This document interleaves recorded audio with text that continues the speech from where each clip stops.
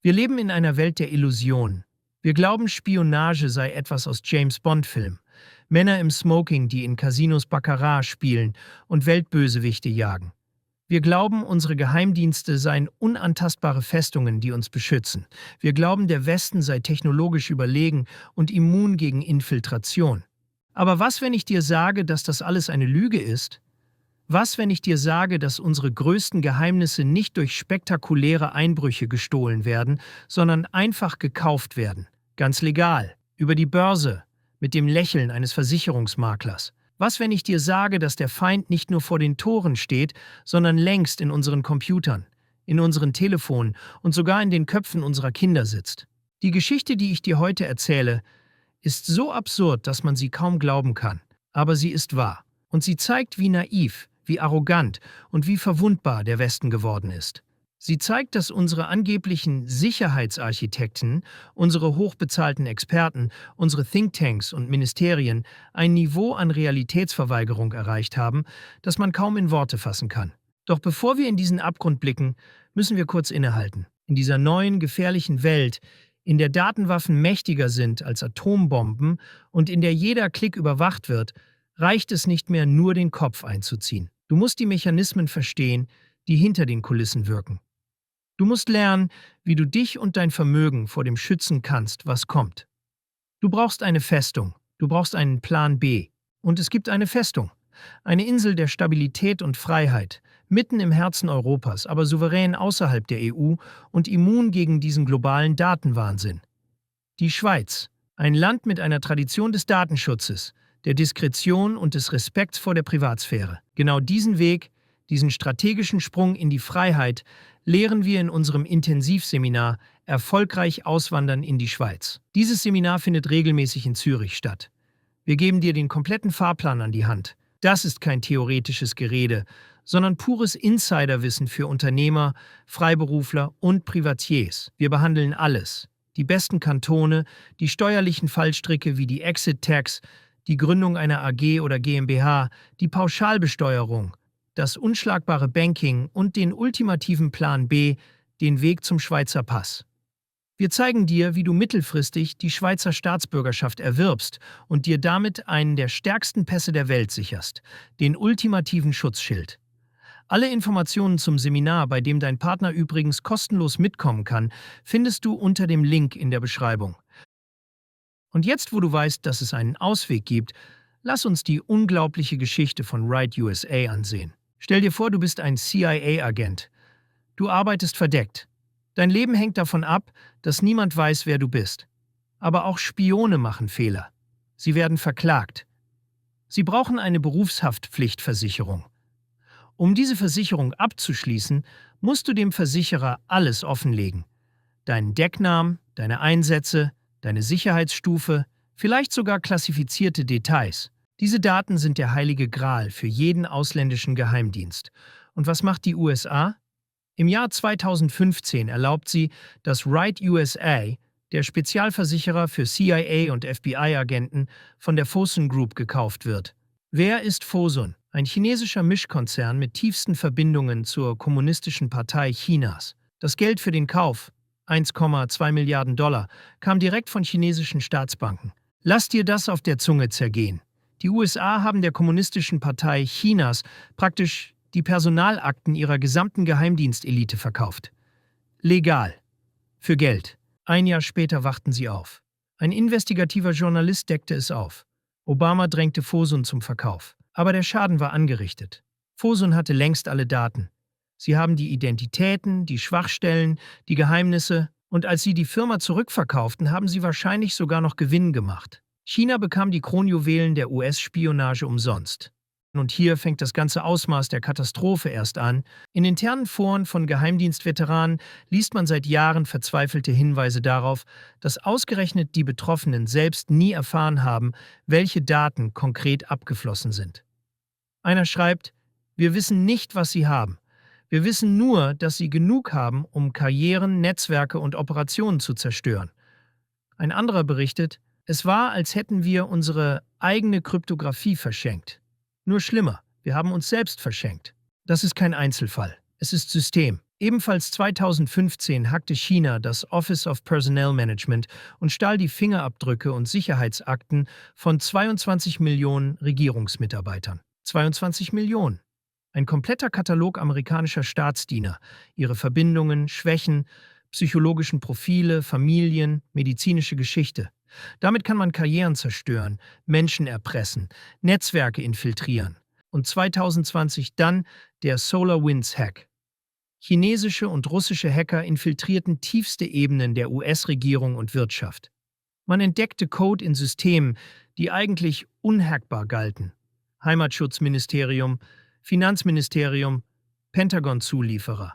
Viele Experten glauben, dass der Westen bis heute nicht weiß, welche Hintertüren eingebaut wurden. Im Dezember 2024 schließlich gibt China zu, hinter Volt Typhoon zu stecken. Malware, die in der kritischen US-Infrastruktur schläft, bereit, Stromnetze und Wasserwerke auf Knopfdruck abzuschalten.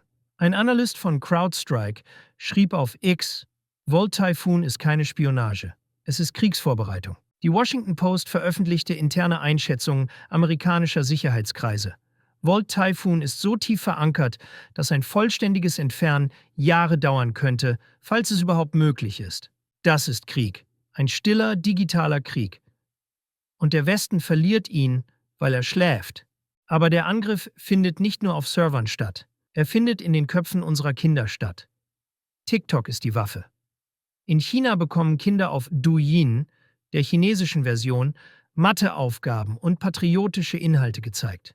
In den USA und Europa Blackout-Challenges, bei denen sich Kinder selbst würgen, Politpropaganda, algorithmische Verblödung und Influencer, die geistige Lehre als Lebensziel verkaufen. Auf Reddit schrieb ein verzweifelter Vater, ich habe meine Tochter auf Douyin angemeldet, um es zu testen. Es ist ein komplett anderes Produkt. Bildung, Disziplin, Wissenschaft. In der westlichen Version hat sie nach 2 Minuten nur Müll gesehen. Und dann ist da DeepSeek, Chinas Antwort auf ChatGPT, ein KI-Modell, das als hilfreich verkauft wird, aber jeden deiner Gedanken, jede deiner Sorgen, jede deiner medizinischen Fragen direkt nach Peking funkt.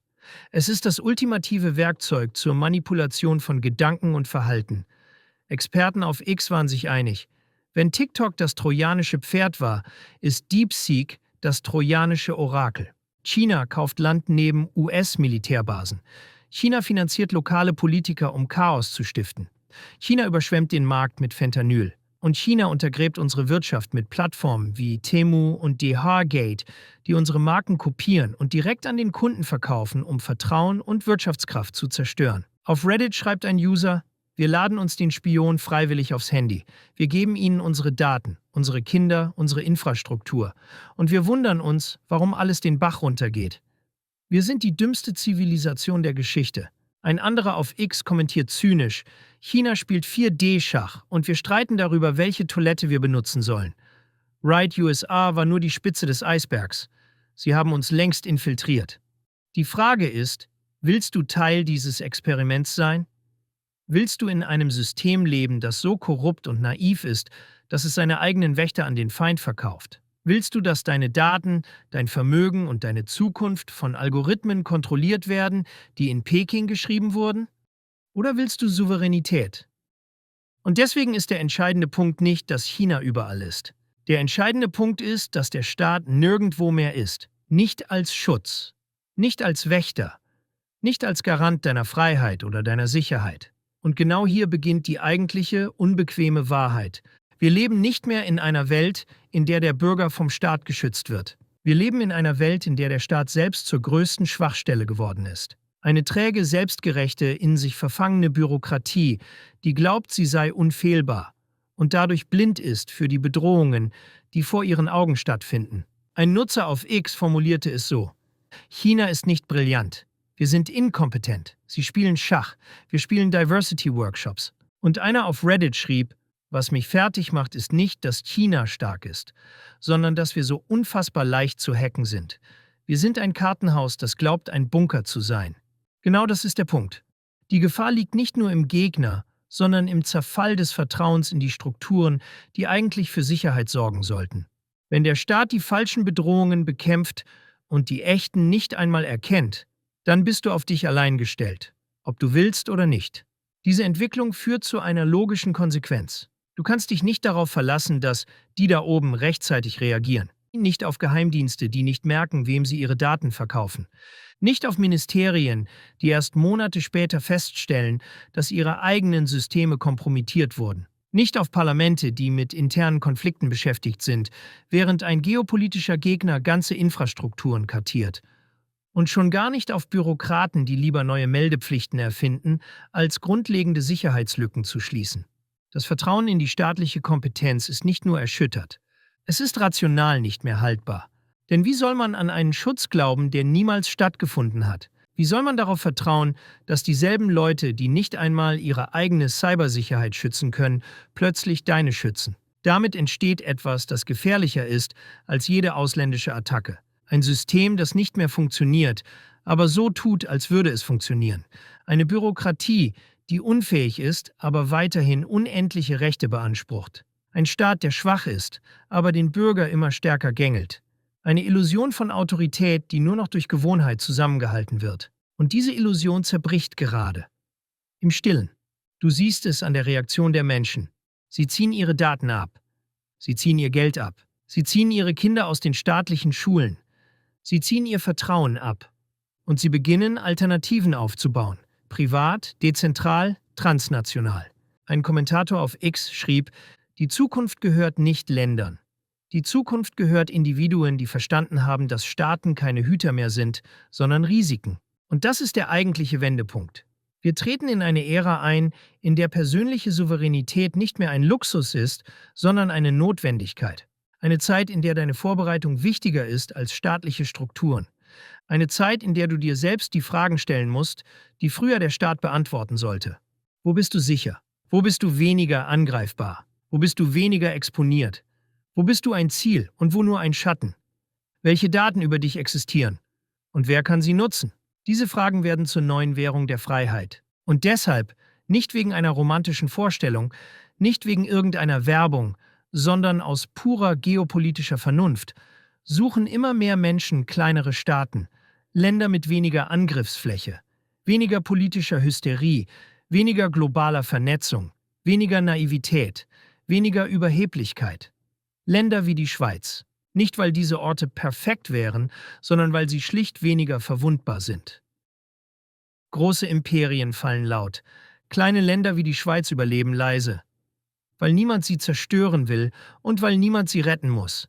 Wenn du verstanden hast, in welchem Weltzustand wir uns befinden, dann erkennst du, dein Plan B ist nicht Luxus. Dein Plan B ist nicht Flucht. Dein Plan B ist keine Panikreaktion. Dein Plan B ist Verantwortung. Es ist die nüchterne Erkenntnis, dass der Staat nicht mehr der Erwachsene im Raum ist und dass du es werden musst. Die Zeit der Illusionen ist vorbei. Die Zeit der eigenen Souveränität beginnt jetzt. Bist du Unternehmer, Freiberufler oder Investor? Zieht es dich schon lange ins Ausland? Mach heute den ersten konkreten Schritt in eine Zukunft mit mehr Geld und mehr Freiheit. Buche ein Beratungsgespräch mit Sebastian und seinen Kollegen. Unsere Kanzlei unterstützt Mandanten wie dich dabei, deine Steuerlast legal zu reduzieren, Vermögen aufzubauen und zu schützen und deine persönliche Freiheit zu maximieren. Profitiere jetzt von unserem Fachwissen und unserem Netzwerk. Gehe zu mandatierung.com und werde Mandant unserer Kanzlei.